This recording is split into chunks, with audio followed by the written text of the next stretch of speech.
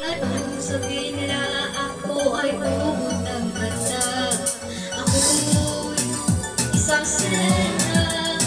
Kahit anong gawin nila, ba't ko'y di tutupad. Napamay tubig at sinisin. Sinalati ang mga braso sa aking bibig. Napamay tubig at sinisin.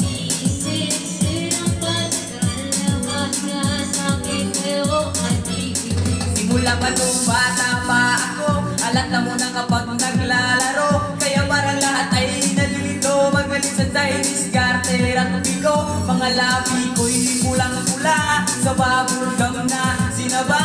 Palakad-lakad sa harapan at salamin sinasabi sa sarili, anong panahon nila habang kumikimot ang bewang. Mga ikaw na gumigewang gamit ang pulbo na pinili kay alimbebang upang matakpan ang mga pasa sa mukha na galing sa akin naman at tila di natutuwa. Patuloy ako'y nagsisilayan, lagi na nalatayan sa paglipas ng panahon. Ready ko na naman layan, imbis na tumigas lalo lumambot ang puso kong mapagmahal, parang pilit matang kulot. Ako'y isang sirena. Kahit anong sabihin nila, ako ay ubod ang ganda. Ako'y isang sirena. Kahit anong gawin nila, ubod ang napamay tubig at sinisisi nila. Ang mga braso sa aking bibig. Napamay tubig at sinisisi sa patagal ng pahinga sa akin kayo ay bibig. Nakamula ako'y tuwang-tuwa dahil pinalin na sa tamang na lamang ako paluin ng tubo kahit kinakalawang tama na naman itay. Di na po ako pasaway, di ko na po isusuot ang lumansaya ni inay. Sa tuwing ako'y ay sumusugod na ang buwan. Iniisip ko na lamang na baka ako'y ampon dahil araw-araw na lamang ay walang mubay na banat ng inaan. Ako'y isang sirena. Kahit anong sabihin nila, ako ay ubod ang ganda. Ako'y isang sirena. Kahit anong gawin nila, ba't ako'y di tutupad.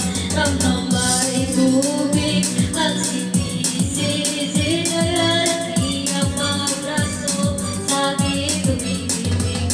Napamay tubig at sinisisi ang pagkakal ng pangit sa akin ngayon ay nililibig.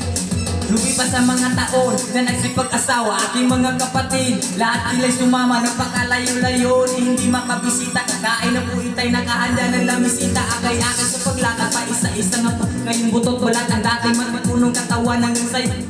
Subukan kong palitan ang lungkot na nadarama. Huwag na po natin balikan kahit medyo naiinis. Hindi dahil sa nagkakantin, kundi dahil ang nagkabalak-kalakam.